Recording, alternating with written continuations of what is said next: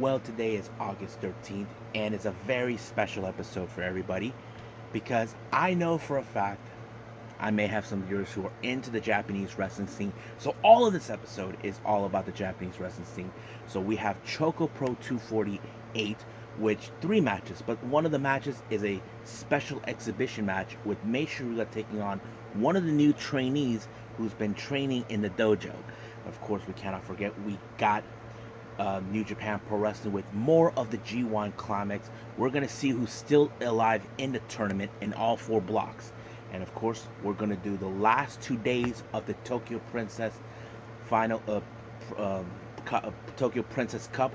As you know, we've already, I have to say, it's an amazing journey to see who will be the one to challenge Shoko Nakajima for the title. I have to say, it's going to be a blast. So I'm looking forward to that. So we are going to do 2 days of that, which is the 13th and the 14th. And of course, we cannot forget, we got some news updates that we're going to talk about what's been happening in the world of pro wrestling. So let's get ready for another episode of Deleted Wrestle Zone.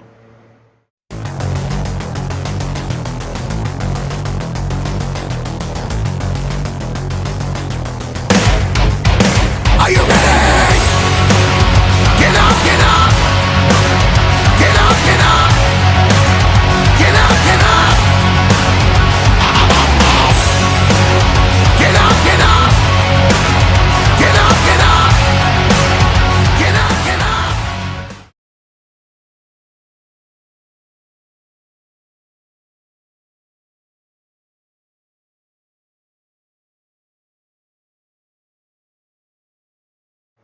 Welcome everybody to Deleted Wrestle Zone, all things that is pro wrestling with AEW, NXT, New Japan Pro Wrestling, Impact Wrestling, the National Wrestling Alliance, various promotions, wrestlers, matches, and championships.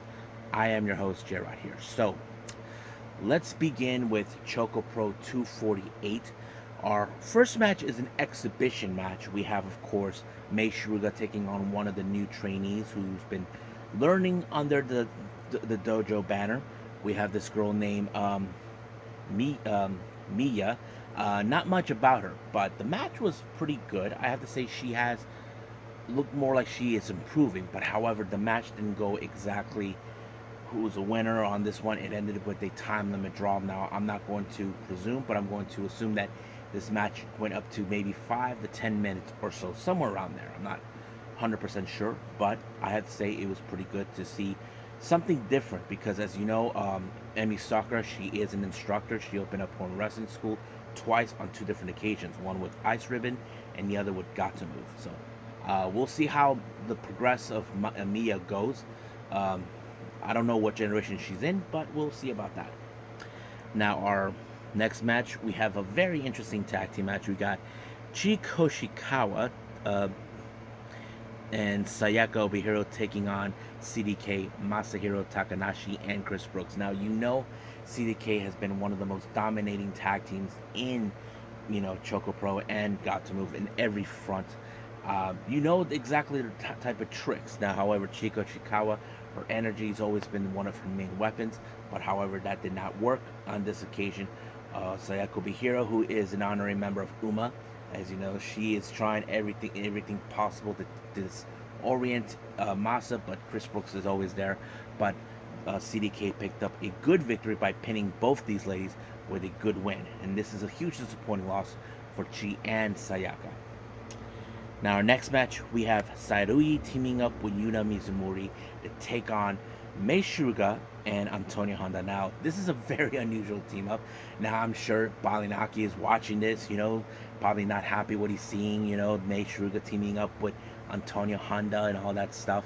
But hopefully things will work out. But thing is, with Mei Suruga, it's very difficult for her to work with anybody.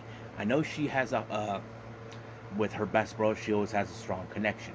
But this time she has to try a different dynamic. Don't forget, Antonio Honda is a very comedic wrestler in the ring, and that's what makes him unique. But however, it was, of course, Antonio Honda who picked up the victory. I have to say, it showed a pretty good dynamic. However, like I said before, I don't know if this would work out, how things would go, because, Balinaki, he will be back within a month. So, we'll see. Now, our Jonkin tournament, I can tell you this: Mei Suruga did not make it too far. She was eliminated by Chris Brooks, but the person who went all the way to the end of the Jonkin tournament, it was in fact Chris Brooks. So, as what's his name, Balinaki would say this: that bastard won the chocolate. I think that's what he would say. So, but he did win the chocolate. So I think that's pretty much it with ChocoPro. I believe it's time for New Japan Pro Wrestling's G1 Climax.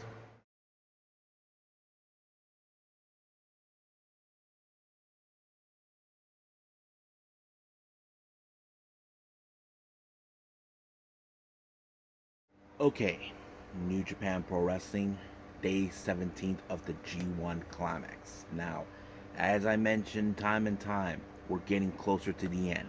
However, we have revealed many wrestlers are now out of the tournament. Well, they're still wrestling, but they're out completely due to not having the necessary points. So, we'll see who is still in and who is still out. Now, our first match, we got David Finlay versus Yoshihashi. Now, this match was a very important timing, because if David Finlay wins, he could go on into the G1. However, if he loses, Yoshihashi, well, he may not be able to proceed moving forward. But yes, I think that's the idea from what I'm understanding, if I heard this correctly from Kevin Kelly, because I know that Yoshihashi has lesser points from, of course, David Finlay. But the match was pretty good. I have to say, it did show a lot of character, where David Finlay, he is determined now to be on his own, man. As you know, things have changed for him since we know that Juice joined Bullet Club. But I did not anticipate Yoshihashi was able to stop on his tracks. So he picked up a huge win against him. And in this case, Yoshihashi is, well, David Finlay is out of the tournament. Is out. So basically, he ended with 6 points. As for Yoshihashi, he has like 6 points as well. So basically, now if you guys ask me, does it mean he proceeds? No, I think he is, before winning this match, he only had 4 points. So basically, even if he gained points, he's officially out. That's how it is. So it's kind of tricky. So don't quote me on that. Next up, we got the B block, Great-O-Khan versus Taichi. Now, Great-O-Khan, as you know, he's already out of the tournament. Previously, he lost to Tama Tonga. That led to that, I believe. I don't think Taichi was out yet. Hold on, let me look at his point system. Well, Taichi basically, did not have the necessary points as he's supposed to. But I think they were both out. But they tried to use different ways to win. But it was the Great-O-Khan that walked out as the victor on this one. Basically, I don't think it made any difference, but it was a good match. Apparently, Taichi was trying to put in a little bit of the sumo technique, but no, it did not work. So Khan walked away as the victor. Now, A block action, we got Jeff Cobb versus Tom Lawler. This was a very interesting match in certain aspects. Jeff Cobb, we know how big and strong he is, but I don't know exactly if Tom Lawler can handle it. Keep in mind, he did lose to two big individuals. We're talking about Lance Archer and Jonah. Yes, but he was able to defeat Balak Fale.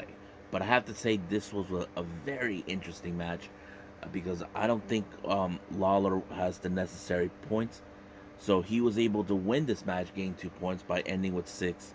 So I think he probably is officially out. As for Cobb, I believe he's also out at this point. So basically, I'm not sure yet. Hopefully that's don't quote, like I said, don't quote me on that until I figure it out. Now, our main event is, of course, Kenta and Tanahashi. Now, Kenta's already officially out. However, this was more of a revenge match for Kenta. If you guys remember, months ago, about last year, Kenta preceded the IWGP United States title that he's been trying to obtain from Moxley almost 2 years ago. And now he obtained it, and then later he lost it to Tanahashi. So I thought this was a very interesting match. So basically, Kenta was getting his revenge. It doesn't matter if he is out of the tournament, he gets the one thing he wants. And I have to say, Tanahashi put up a lot of it. But however, he got GTS, go to sleep, and Kenta won. But however, because of this, Tanahashi is officially out. So it ended with him, in that kind of a battle. So Tanahashi's out of the tournament. So man, that's kind of messed up. But yeah, so we'll see what happens. There'll be more to come on the G1. They only had 4 matches instead of 5 for this one, but it's okay. At least I got to review this for all of you. Now, our next, moving on with, of course, we got Tokyo Joshi Pro with the Tokyo Princess Cup 9.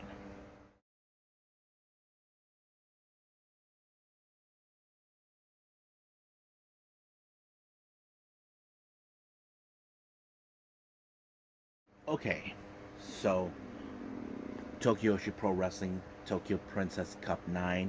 This one took place on the 13th, this past Saturday. So I have to say, this is a very interesting one. We are in the semifinals. Now, I did not witness what led to the semifinals, but I can give you a lowdown what took place. We had 4 people that made it through. We have 2 of the pillars of Tokyo Joshi Pro, Yuka Sakazaki and Miya Mashita. But however, the other 2 opponents are basically the up and coming rising stars, ones who I feel they have been very impressive, from the very start. There's Suzumi, who I talked about how much she has improved over time, and there's Miu Watanabe. Now, Miu, I have to say, I've always been impressed by her strength, her size, about what she can do in the ring. And there are those who even talked about how she is most likely could be a future champion. Now, she has been Tokyo Joshi Pro Wrestling's tag team champion with Rika Tatsumi, but this is one title that we know she could obtain. Now, she has challenged it before, but she lost that to her friend and tag partner Rika Tatsumi. But we'll get to that in the end. Now, our opening match, we have Kaya Toribami taking on Shoko Nakajima. It was a pretty good match, not too much big, but it was Nakajima that walked out as the victor when she applied the bridge. 1, 2, 3, it was over. Next up, we got tag team action. We got Raku with Yuki Inoue to take on Free Wi-Fi, Nao Kakuta and Hikari Noah. Now, I have witnessed times with Free Wi-Fi, they're a bit of aggressive. If you guys know this, Hikari Noah is in fact into deathmatch wrestling. She seems like the one with the attitude, but somehow Nao Kakuta actually picked up those bad habits that she obtained. But they even tried to use the stretcher to carry Raku out. But unfortunately, it did not end it that way, because it was Nao Kakuta who actually picked up the victory for her team. And hopefully we know those guys can get another shot of the tag titles. Next up, we got Arisu Endo taking on the Apple, Mei Suruga. Now, this is not the first time these two have come across each other. Now, keep in mind, last time in the Summer Sun Princess, Mei Suruga teamed up with Arisu Endo's partner Suzumi, while Arisu ended up teaming up with, of course, the former ace of Gatu, and of course the rivalry with Mei Riho. That match was pretty good, but however, this is we're seeing how she can do with singles competition. Now, I know that Arisu Endo has a bit of a aggressiveness, and she played a little smart game, knowing what Mei Suruga was about to do. But unfortunately, she ended up in the submission move by Mei Suruga and had no other choice but to give up, knowing that there was no escape one way or the other. Next up here, we have a bit of a little situation of a love triangle. We have Hyper Masao versus Mizuki versus Rika Tatsumi. Now, you asked me this, what exactly am I referring to? Well, from what I see, Rika and Hyper are close friends. They have been, but Rika has been getting more closer to Mizuki. But Hyper has been trying to tell her, don't trust her. She's not the type. Now, Mizuki, who's in the middle of this, she's like, you guys better leave me out of this. And I thought it was just too darn funny. I feel sorry for Mizuki because she is in the middle of this damn thing. I just thought it was just too darn funny. But However, it was Rika Tatsumi with the flying hip attack that took out Hyper Misawa. So I don't know how Hyper Misawa would feel now, but looks like this love triangle is done.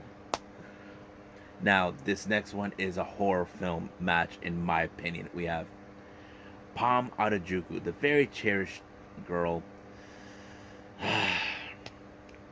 taking on Max the Impaler. I thought this match was too funny because of the look of Palm Arajuku. She realized she's dealing with a monster and she has no way. Now, she tried a couple of good shots, it did not work in her favor. She even tried to flee from the match, but Raku and Yuki Inoue tried to stop her, and I thought, oh my god. But Raku, who has been friends with Palm, is trying to encourage her. You can do this. You can do this. But sadly, no. She got lariat, and it was over right from there. Oh my god. Now, our next match, we got trios actions. Team number one, Aruka Neko, teaming up with Mahito Kiru and Yuki Kamifuku to take on Moka Miyamoto, and of course our current Princess Tag Team Champions, Yuki Arai and Saki Akai. Now, this was a very impressive match because now I have talked on certain occasions about Mahito Kiru. She is not one of the biggest superstars in Tokyo Joshi Pro, but she has won matches here and there as a tag team competitor when she doesn't make the win, or the rare occasions when she's a singles competitor. But I have to say this one was very impressive. She picked up the victory onto Yuki Arai, pinning her. I'm like, oh my god. But because of this, she realized now that she and Yuki have an opportunity to face for the Princess Tag Team titles. Of course, Saki and Yuki Arai are not going to overlook this. But Yuki apologized to Saki, realizing she got herself pinned. This was not supposed to happen. But Saki apologized to her, saying, "Look, it was my fault. I wasn't there not time." So basically, there's enough blame for everyone. But the problem is, Saki and Yuki will be in a very impressive first title defense against these two. So I have to say that. But thing is, I have seen in the past when I started watching Tokyo Joshi Pro, Yuki Kamifuku and Mahito Kiru have teamed up in the past, but I don't know how their dynamic. I hope they get things work out for themselves. Now our next two matches are the semifinals of the Tokyo Princess Cup. We have Suzumi versus Yuka Sakazaki. I have to say the match was pretty good. Now I know many people are voting, probably are siding with Yuka Sakazaki, but for me, I was going for Suzumi because, like I said, she is very impressive. She has grown so much since I started watching her. But unfortunately, she did not win this. She ended up on the wrong side of the pinfall, and it was over from there. This next match, we have Miyu Watanabe versus Miyu Yamashita. I have to say, this is a very interesting matchup because many fans or I believe, are split in half. Me, I was biased because I'm a fan of these two ladies. I was not sure how this is going to end, but out of surprising, Miyu Watanabe walked out as the victor. I was pretty much happy because I mentioned this before. There are those within the wrestling fan base that say Miyu Watanabe is one of those Joshi girls that we know that could go to the top. And however, Yuka Sakazaki in the post match was a bit surprised and shocked that she ended up with Miyu Watanabe. And I don't think she wanted this match, but she has no other choice. In order to obtain her goal is to get to the finals. So we'll see what happens then. But right now, let's move on to the finals of the Tokyo Princess Cup 9.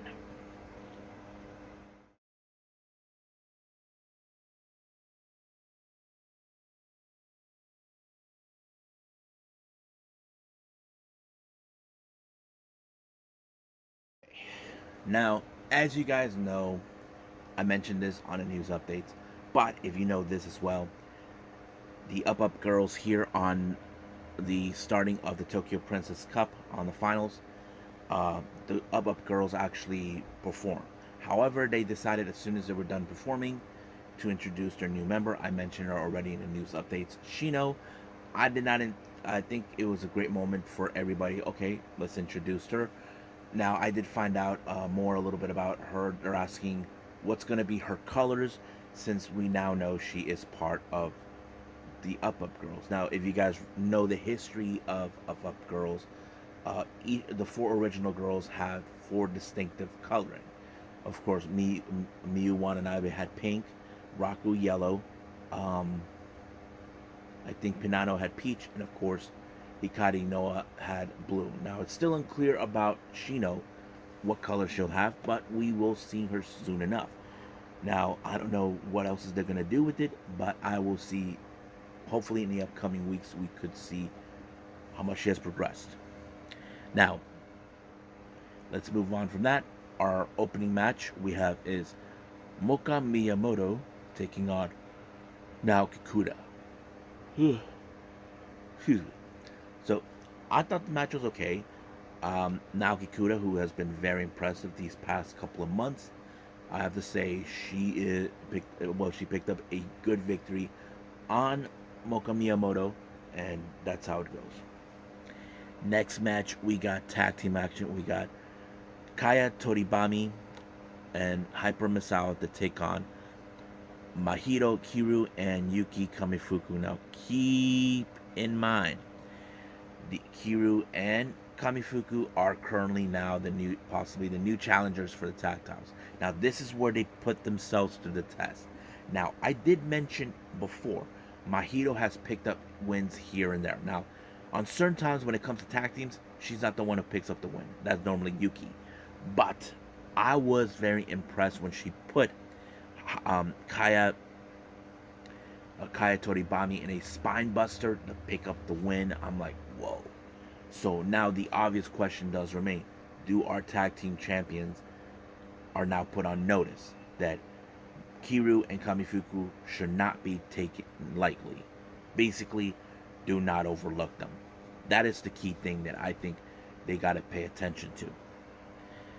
Now, our next match, we have trios action. We got Pamadajuku, Raku, and Mizuki teaming up against Haruna Neko, Suzumi, and Miyu Yamashita. Now, keep in mind, Palm is still traumatized after what she went through with Max the Impaler. But I think the one thing that scared the hell out of her is Miyu Yamashita, because she probably is taking her frustrations out on her, knowing that she did not win the semifinals. So that kind of brings out a nightmare out of Palm, but it was, of course, the infamous kicks from Miyu Yamashita that picked up the win. And I feel sorry for Palm. I know she's still traumatized from that. Now, our next match we have is Arisu Endo and Hikari Noa to take on our current tag team champions Yuki Arai and Saki Akiya. But however, in the commentary section we do have Yuki Kamifuku, who is right there checking out the match. Now, keep in mind, I did mention before, Arai and Akai better pay a lot of attention, knowing that they Kamifuku and Kiru are the challengers. But I think they're not too worried about that. But we'll see about. But their biggest obstacle right now is against Arisu Endo and Akira Noah. I have to say it was a pretty good match, but it was, of course, Yuki Arai who picked up the win. It was very impressive that she has grown a little more better than she's always been since I first saw her. But however, are they paying attention, knowing that we got Mahito and Yuki to pick up the win? We don't, to be their next challengers. We don't know. Now, our next match, well, this one's a very usual. We have Yuki Anoa'i teaming up with Max the Impaler versus Rika Tatsumi and Shoko Nakajima. Now, I don't know what to expect in this match, because Max the Impaler is let's just say she's a bit difficult to work with certain people. I don't know how Yuki Anoa'i can handle this, but unfortunately Max was the one who got pinned, and she took her frustrations out on Yuki with Tatsumi and Nakajima. But I thought it was so crazy. Now, our main event, I have to say, holy shit. Best match of the night, but overall, one of the most incredible matches I've ever witnessed. Miu Watanabe versus Yuka Sakazaki. This is hands down the best performance I've seen on both of them, but mostly coming from Miu Watanabe. I have to say, I love what she was trying to do, determining. I mean, the laser beams, oh man. I can see how this is one of those matches that tells a story. Okay, Yuka Sakazaki, who's been champion before, who's trying to get back into that. Then you got the up and coming rising star who should be right now at the, pursuing for this title, and I think that tells us the story. I was impressed, but however, Yuka Sakazaki picked up the win when she took out Miu Watanabe. I felt so saddened for Miu. I mean, she was so close in winning this match. I'm like, I know she'll get another opportunity somewhere down the line. But man, this match was incredible. I have to say, best performance ever. Because it tells us, okay, here are two women. One who's a pillar, one who is the rising stars. That is the one thing that tells us the story. And I think that is a fantastic story. But however, we know that Shoko Nakajima is now alert. Her next challenger is Yuka Sakazaki. So we're going to see when that day happens. But we will be also still supporting Miu Watanabe. We know she will be champion one day. We just don't know when will that happen. I know many of us are rooting for her no matter what. I have to say I'm a fan of Miu Watanabe because of what she can do in the ring.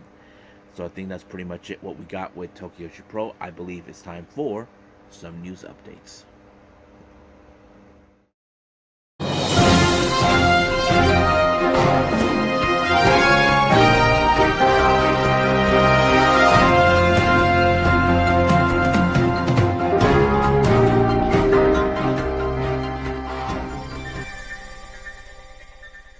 Okay, we only have two news updates now for all you all WC No Holds Barred fans.